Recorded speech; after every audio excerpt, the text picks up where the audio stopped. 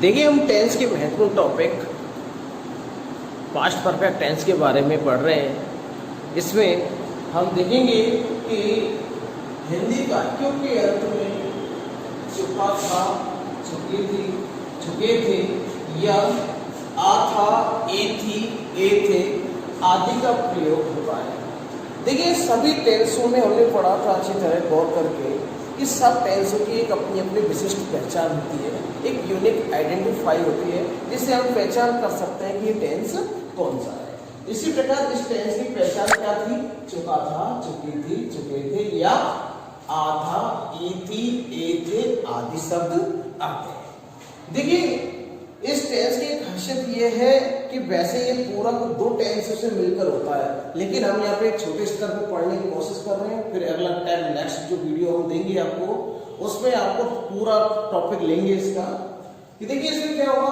वह खाना खा चुकी थी, तो इसमें क्या आ रहा है? चुकी थी। इसमें आ रहा है गई थी, तो इसका मतलब ये कौन से टेंस से चुके हैं? Past perfect. देखिए इस प्रकार के टेंस में हमें पास्ट में कोई क्रिया अथवा कार्य जो पूरा हो चुका है उसके बारे में पता चलता है। अब देखिए अफर्मेटिव सेंटेंस में क्या होता है? देखिए इसमें एच भी एक ही होती है, चाहे कोई भी पर्सन हो सबके साथ एक ही एच भी मतलब हेड का प्रयोग होते हैं। और दूसरी बात इसमें वर्ब थर्ड का प्रयोग होता है। एक चीज मैं बता देता हूँ आपको, जितने भी परफेक्ट टेंस होते हैं, चाहे वो प्रेजेंट परफेक्ट हो, चाहे वो पास्ट परफेक्ट हो या फ्यूचर परफेक्ट हो, तीनों टेंसों में हम वर्ब थर्ड का प्रयोग करते हैं, ध्यान रखिए। अब देखिए सेंटेंस है हमारे सामने, मैं अपना कार्य कर चुका था। अब सबसे पहले देखिए ट्रांसलेट करने से पहले हमें देखना होता है उस सेंटेंस को, उस हिंदी सेंटेंस को कि भाई टेंस कौन सा है जिससे हम आइडेंटिफाई कर सके। तो हमने इसे आइडेंटिफाई किया चुका था शब्द देख के, तो हम पहचान गए भाई कौन सा टेंस है? पास्ट परफेक्ट टेंस है। अब हम सबसे पहले सब्जेक्ट को लेंगे। सब्जेक्ट हमारा यहाँ क्या है? मैं को अंग्रेजी में कहते हैं आई के बाद हमको लगाना है हेड हमने लगा दिया। इसके बाद हमें वर्ब के थर्ड पर लेनी है, और वर्ब क्या है इसमें? करना, और करने को अंग्रेजी में कहते हैं डू, और डू की थर्ड पर होती है डन। तो हमने सेंटेंस लिखा आई हैड डन। अब अपना वर्ब मैं के अकॉर्डिंग अपना कौन होता है? माई, और वर्ब। ध्यान दीजिए अपना शब्द हर जगह अलग अलग रूप दिखाता है, क्योंकि देखिए हमें यहाँ पे देखो एक अपना शब्द इधर भी लिखा हुआ कहीं ये रहा, लेकिन मैंने यहाँ पे हर लगाया क्योंकि सी के अकॉर्डिंग क्या आता है यहाँ पे? हर। तो इसलिए ध्यान रखेंगे अपना जो वर्ड है वो सब्जेक्ट के अकॉर्डिंग चलता है। दूसरा सेंटेंस है राखी स्कूल जा चुकी थी। देखिए राखी अपना सब्जेक्ट है, हमने सबसे पहले लिखा, फिर हमने एचवी का प्रयोग किया। एचवी क्या है? हेड। फिर जाने को अंग्रेजी में कहते हैं गो, और गो की थर्ड फॉर्म होती है गॉन टू स्कूल। हम क्रिकेट खेल चुके थे, हम यानी वी हैड लगाया। खेलने को अंग्रेजी में कहते हैं प्ले, और प्ले की थर्ड फॉर्म होती है प्ले, क्रिकेट। आसमान में सितारे चमक चुके थे। अब देखिए आसमान में सितारे चमक चुके थे। अब जो सितारे हैं यहाँ पर ये सब्जेक्ट है, आपको ये ध्यान रखना है, क्योंकि ये तो जगह का नाम जाने की है। मुंबई में अमिताभ बच्चन रहता है, अमिताभ बच्चन मुंबई में रहता है, इस तरह का एक सेंटेंस है। इसी प्रकार यहाँ पे सब्जेक्ट क्या है? सितारे। तो सितारे को अंग्रेजी कहते हैं स्टार। स्टार के अकॉर्डिंग आपके यहाँ पे हेड। साइन, देखो साइन यानी होता है चमकना, SHINE, साइन। साइन यानी होता है चमकना, और इसकी थर्ड फॉर्म होती है शॉन, SHONE। तो शाइन शॉन है ना। तो the stars had shone in the sky. Sky को कहते हैं आसमान। बारिश हो चुकी थी। अब देखिए ऐसे जो शब्द हो चुके जिसमें कर्ता नहीं होता है, तो उसमें हम कर्ता को क्या लगा देंगे? इट का प्रयोग करेंगे। तो इट हैड रेन, रेन यानी वर्षा, और ईडी मतलब वर्ब की थर्ड फॉर्म हो चुकी है। तो बारिश होना एक क्रिया है यहाँ पर, नॉट ए सब्जेक्ट। याद है ना, बारिश एक सब्जेक्ट नहीं है, यहाँ बारिश क्या है? वर्ब है। अब बात करते हैं नेगेटिव सेंटेंस में। जैसा कि हम पहले से जानते हैं नेगेटिव सेंटेंस में बस इतना सा अंतर होता है कि हम हेड के बाद किसका प्रयोग करते हैं? नॉट का प्रयोग करें, यानी कि एचवी के बाद हम नॉट का प्रयोग करेंगे। उसने मुझे अपनी किताब नहीं दी थी। ध्यान दीजिए उसने क्या हो गया? एक सब्जेक्ट हो गया। अब आप देखेंगे उसने हमने यहाँ पे लड़की के लिए लिया है या लड़के के लिए लिया है? तो हमने यहाँ पे लिया है शी, मतलब लड़की के लिए लिया है, तो हमने उसने शब्द की अंग्रेजी क्या बना दी? शी। अब सी के बाद हम किसका प्रयोग करेंगे? हेड का। इसके बाद हम किसका प्रयोग करेंगे? नॉट का। इसके बाद हम किसका करेंगे? वर्ब का। वर्ब क्या है इसमें? देना। दी, और देने को अंग्रेजी में कहते हैं गिव, और गिव की थर्ड फॉर्म होती है गिवन। अब किसे नहीं दी थी, तो मुझे नहीं दी थी, ये और तो ऑब्जेक्ट हो गया। और क्या नहीं दी थी, हर, वो अपनी पुस्तक। अब देखिए सी के अकॉर्डिंग यहाँ पे क्या शब्द आया है, हर। तो ध्यान देंगे अपना जो वर्ड है, अपना जो शब्द है, उस शब्द को हम उसके सब्जेक्ट के अकॉर्डिंग लिखते हैं।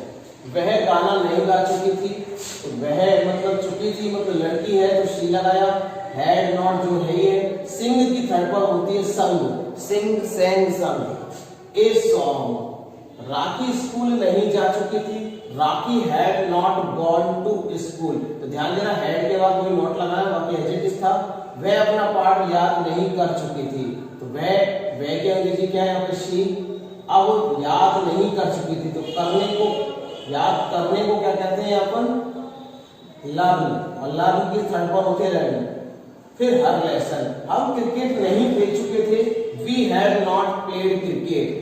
अब हम बात करते हैं इंटरगेटिव में। इंटरगेटिव सेंटेंस में की एक शुरू से पहचान पढ़ते आए कि ये सब्जेक्ट से पहले हम एचपी को लिखते हैं क्या, और जो हिंदी सेंटेंस है वो किससे स्टार्ट होता है, या तो क्या से या डब्ल्यूएच वर्ड से।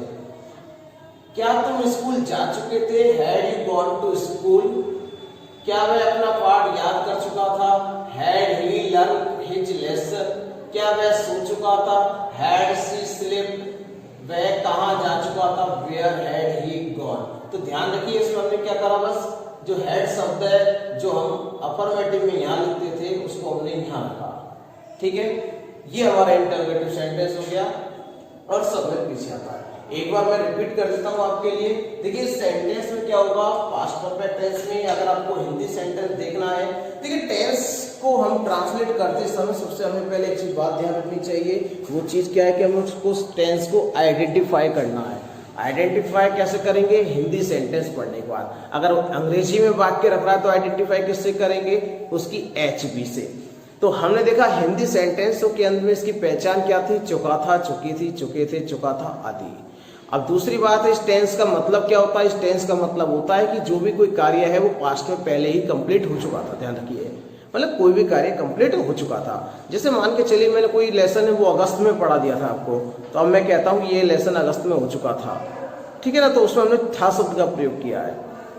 अगर किसी चीज का मानो पास्ट परफेक्ट और प्रेजेंट परफेक्ट में अंतर क्या है, देखिए प्रेजेंट परफेक्ट का जो एक्शन है उसका क्या है कि आपको देखेंगे कि उसका कोई ना कोई गुण अभी तक हो चुका है। जैसे उसकी उंगली कट गई है तो इसका मतलब उसके खून अभी भी बह रहा है, तो कह सकते हैं हम यहाँ पर कि उसका जो प्रभाव है, उसका इफेक्ट है वो अभी भी है। लेकिन पास्ट में हुई जो वस्तु कार्य है उसका प्रभाव अब इस समय नहीं है, तो ये पास्ट परफेक्ट टेंस होता है।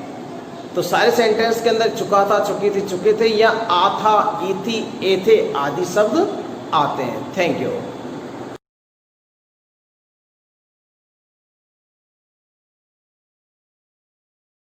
कि हम जानते हैं कि ये टेंस का उपयोग हम ज़्यादातर दो तरह के टेंस यानी दो तरह की जो वाक्य हैं, प्रिंसिपल क्लॉज और सब क्लॉज, दोनों को मिलाकर इसको पूरा किया जाता है अक्सर।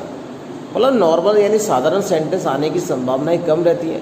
अब देखिए इसमें दो तरह के सेंटेंस होते हैं, एक में जिसमें पहले शब्द का प्रयोग हुआ हो और एक जिसमें बाद का। अब आप पूछेंगे सर ये पहले और बाद का अर्थ क्या होता है। देखिए सब, जैसे मैंने कहा कि भाई आपसे कि पुलिस के आने से पहले चोर भाग चुका था। अब देखिए इसमें दो क्रिया हुई है, एक तो चोर के भागने की और एक पुलिस के आने की। अब बात करते हैं कि इसमें एक शब्द आया बाघ। ऐसा ही होता है एक सेंटेंस में, वर्षा होने से पहले हम घर जा चुके थे या हम घर पहुंच चुके थे।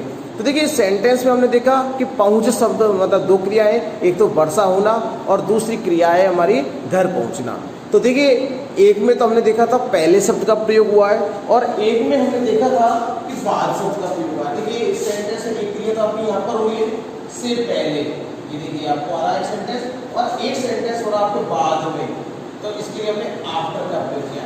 यानी कि हम बाद वाले शब्द के लिए किसका प्रयोग करेंगे, आफ्टर का प्रयोग करेंगे, और पहले जैसे शब्द के लिए हम किसका प्रयोग करेंगे, बिफोर शब्द का प्रयोग करेंगे। तो देखिए वर्षा होने से पहले हम घर पहुंच चुके थे। अब इसमें देखिए पहले शब्द है, तो मैंने आपको एक सिंटेक्स लिखा है जिसमें मैंने बताया था कि देखिए पहले आपको देखना है क्रिया कौन सी पहले हुई, वर्षा होने से पहले हम घर पहुंच चुके थे। तो देखिए हम सबसे पहले घर पहुंचे, ठीक है, तो हमें पहले ये वाला सेंटेंस लिखना है जो क्रिया हमने पहले हुई है।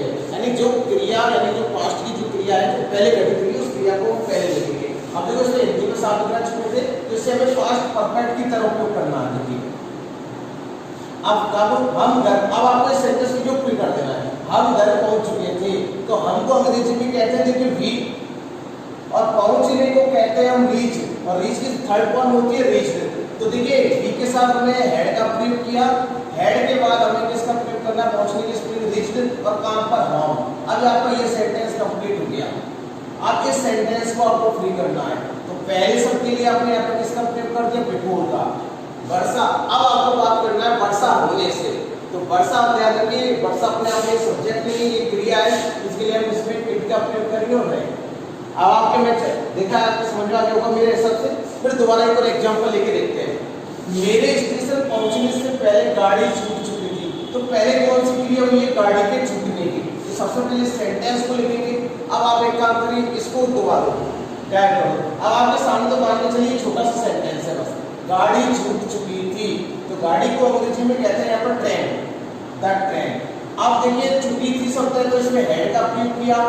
अब या तो स्टार्ट है, नहीं अपन क्या करते हैं, छूटने का मतलब होता है गाड़ी का चलना, तो यहाँ पर हमने स्टार्ट शब्द का प्रयोग किया। चाहे तो आप लीव, लेफ्ट, लेफ्ट का प्रयोग कर सकते हैं। तो द ट्रेन हैड लेफ्ट। अब बात करते हैं इससे पहले की, तो पहले शब्द का प्रयोग करते हैं बिफोर। अब हम बात करते हैं मेरे स्टेशन पहुंचना, तो देखिए मेरे को अंग्रेजी में कहते हैं आई, पहुंचने को कहते हैं रीच, और कहां पर, स्टेशन पर। ऐसे नेक्स्ट सेंटेंस है हमारा, सोने से पहले मैं अपनी किताब पढ़ चुकी थी, तो कौन सी क्रिया हुई है, पहले किताब का पढ़ना। अब हमें इसे इसको बनाना चाहिए। वह की अंग्रेजी होती है शी, और सी के बाद हमें हेड लगाना है क्योंकि छुपा था शब्द है। रीड की तीन फॉर्मेट जैसी होती है, बस बोलने में उच्चारण में थोड़ा अंतर होता है। कौन की, हर को। अब पहले शब्द का प्रयोग करना है बिफोर। अब सेंटेंस बचा क्या, सोने से पहले, सी सेड, ठीक है। अब आप सोच रहे सर ये सी तो आया नहीं, तो देखिए इसमें ऑटोमेटिक हेडर क्या आया, आपके पास एक सब्जेक्ट है। डॉक्टर के आने से पहले मरीज मर चुका था, तो देखिए वही सेंटेंस, मरीज मर चुका था, the patient had died, the patient had died. कब, बिफोर का लपेट लिया, डॉक्टर के आने से पहले, द डॉक्टर कैन, कैन यहाँ पर कौन सी वर्ब की सेकंड फॉर्म। देखिए आपको बता देता हूँ कि देखिए subject plus head plus verb की थर्ड फॉर्म, तो इसमें आएगी, और दूसरे सेंटेंस में आएगी सब्जेक्ट प्लस वर्ब की सेकंड फॉर्म। अब क्लास सेंटेंस है, डॉक्टर साहब के जाने के बाद रोगी ने खाना खाया, अब देखिए थोड़ा सा बाद शब्द का प्रयोग हो रहा है, तो बाद वाले के लिए मैंने क्या लिखा है, भाई देखिए बाद वाले में आपको पास्ट इंडेफिनिट का प्रयोग करना है, क्योंकि क्रिया दूसरी पहले हो चुकी होगी इसमें। तो देखिए डॉक्टर साहब के जाने के बाद रोगी ने खाना खाया, तो देखिए the patient at after the doctor had gone. क्या दीजिए, इसके लिए हमें किसका प्रयोग करना है, पहले पास्ट इंडेफिनिट वाले टेंस का प्रयोग करना है, मतलब ये वाला शब्द का प्रयोग करना है, सॉरी ये वाले शब्द का। The patient at after the doctor had, अपना पाठ याद करने के पश्चात, तो पश्चात को हिंदी में कहते हैं बाद, सीमा ने खाना खाया। देखिए Seema ate food after she had learn his lesson, मतलब अपना पाठ याद करने के पश्चात सीमा ने खाना खाया। अब देखिए आपको हमने बताया था कि देखिए इसमें दो तरह के सेंटेंसों का प्रयोग होता है, यानी कि दोनों कार्य निश्चित अवधि से पहले समाप्त हुए, बस अंतर ये होता है कि दो कार्य में से पहले कौन सा हुआ है और बाद में कौन सा कार्य हुआ है, यानी कि दोनों को खत्म होने की जो समान स्थिति नहीं थी, एक पहले हुआ था एक दूसरा हुआ है। अब जैसे मान के चलिए मैं आपको एक दो और एग्जाम्पल में बोलता हूँ कि अध्यापक परीक्षा आरंभ होने से पहले कोर्स समाप्त नहीं कर चुके थे। देखिए इसमें मैंने एक नेगेटिव सेंटेंस लिया, नेगेटिव का तात्पर्य नहीं, तो नहीं से मैंने लिया। देखो सबसे पहले कार्य क्या हुआ है, पहले शब्द का प्रयोग हुआ है, तो पहले के लिए हमने कौन से टेंस का प्रयोग करना है, शुरुआत में पास्ट परफेक्ट का। तो देखिए चुके थे वाला शब्द देखना है अपन को। अब इसमें the teacher had not finished the course. अब एक सेंटेंस और बचा हमारा छोटा सा, परीक्षा आरंभ होने से पहले, तो बिफोर द एग्जामिनेशन बिगेन। तो देखिए हमने यहाँ पे क्या देखा है कि जब दो सेंटेंस हो और एक सेंटेंस आपका पहले कंप्लीट हो रहा हो और दूसरा सेंटेंस आपका बाद में, तो हमें क्या कर रहा है कि इसमें बिफोर और आफ्टर का प्रयोग करना है, दोनों के लिए एक सेंटेंस है। यदि बिफोर आए तो हमें सबसे पहले पास्ट परफेक्ट टेंस का प्रयोग करना है, मतलब चुका था चुकी थी वाले शब्द को यानी वाक्य को पहले लिखना है। और यदि आफ्टर आए तो उसमें हमें पास्ट इंडेफिनिट टेंस वाले को पहले लिखना है।